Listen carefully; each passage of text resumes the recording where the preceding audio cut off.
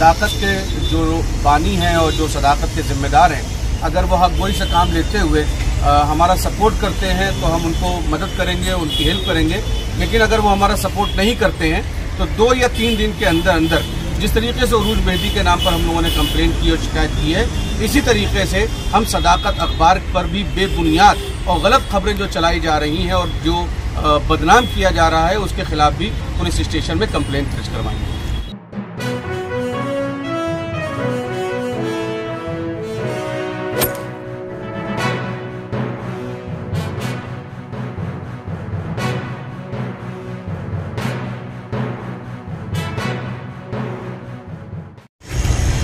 मौलाना अकील साहब, आज आप यहाँ मुमरा पुलिस चौकी में आए हैं, आखिर क्या वजह है कि आप आलिम 2 से 3 आलिम यहाँ पे मौजूद हैं, क्या हुआ है?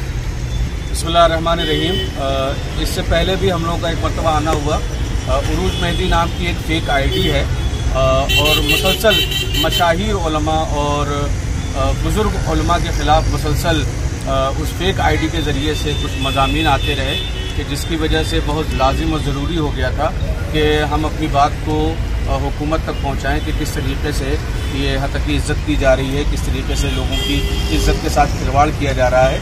और हमने इससे पहले सीनियर साहब से मुलाकात करके अपनी बातों को रखा था और अपनी शिकायत दर्ज करवाई थी। और आज जो है वो हम लिखित तौर पर हमने यहाँ पर ये पेपर जो है वो सीनियर साहब के हवाले किया और उन्होंने इसके ऊपर जो है वो अपनी मोहर वगैरह सब कर दी है पुलिस स्टेशन के ज़रिए से। और अब हम लोग जो है वो थाना साइबर क्राइम वगैरह में भी जाएंगे और इस सिलसिले में हमारा ये इक़दाम का जो सिलसिला है वो जारी और सारी रहेगा। साथ ही साथ सदाकत एक न्यूज़पेपर है जो मुमरा से शाया होता है, वो उसमें भी जो है वो कुछ गलत बयानियाँ की गई हैं। इस सिलसिले में मौलाना मोहम्मद अस्करी खान साहब क़िबला के जो हमारी क़यादत फरमा रहे हैं इस मसले में, उनसे जब बात हुई तो उन्होंने ये कहा कि अभी इस मसले को फौरी तौर पर पुलिस स्टेशन में रखना सही नहीं होगा। अगर सदाकत के जो बानी हैं और जो सदाकत के ज़िम्मेदार हैं, अगर वो हक गोई से काम लेते हुए हमारा सपोर्ट करते हैं तो हम उनको मदद करेंगे, उनकी हेल्प करेंगे। लेकिन अगर वो हमारा सपोर्ट नहीं करते हैं तो 2 या 3 दिन के अंदर अंदर जिस तरीके से उरूज मेहदी के नाम पर हम लोगों ने कंप्लेंट की और शिकायत की है, इसी तरीके से हम सदाकत अखबार पर भी बेबुनियाद और गलत खबरें जो चलाई जा रही हैं और जो बदनाम किया जा रहा है उसके खिलाफ भी पुलिस स्टेशन में कंप्लेंट दर्ज करवाएंगे। भाई मुझे उनका मतलब आप क्या कहना चाहेंगे लेपाल भाई? बरादरम समीर साहब और हमारे तमाम साथी, सबसे पहले तो मैं आप सबका शुक्रिया अदा करता हूँ।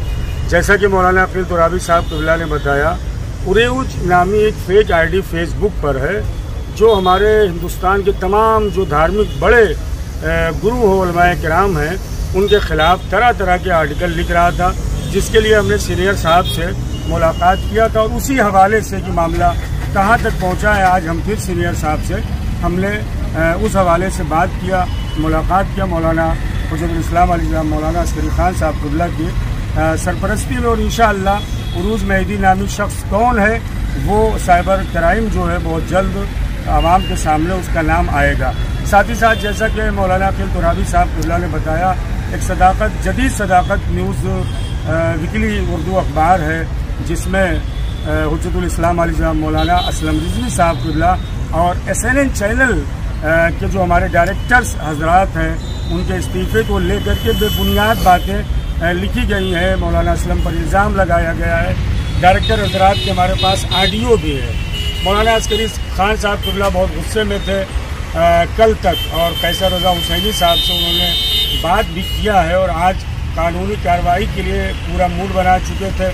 लेकिन हमारे सीनियर साथी बरादरम सुल्तान साहब से मेरी रात बात हुई और आज मौलाना अस्करी खान साहब क़िबला ने कहा कि वफ़ा 2-3 दिन मैं कैसर रज़ा हुसैनी के राब्ते में रहता हूँ, अगर वो इत्मीनान बख्श जवाब नहीं देंगे तो इंशाअल्लाह जो सदाकत न्यूज़ पेपर में ख़बर शाये हुई है वो बेबुनियाद है, उसके सबूत हमारे पास है। इंशाअल्लाह अगर मौलाना अस्करी साहब क़िबला 2-3 दिनों में मुतमईन नहीं हुए तो हम कानूनी कार्रवाई के लिए मुमरा पुलिस स्टेशन का रुख करेंगे। और एक मरतबा फिर आप हजरात का शुक्रिया अदा करते हैं कि हम सब मीडिया से जुड़े हुए हैं।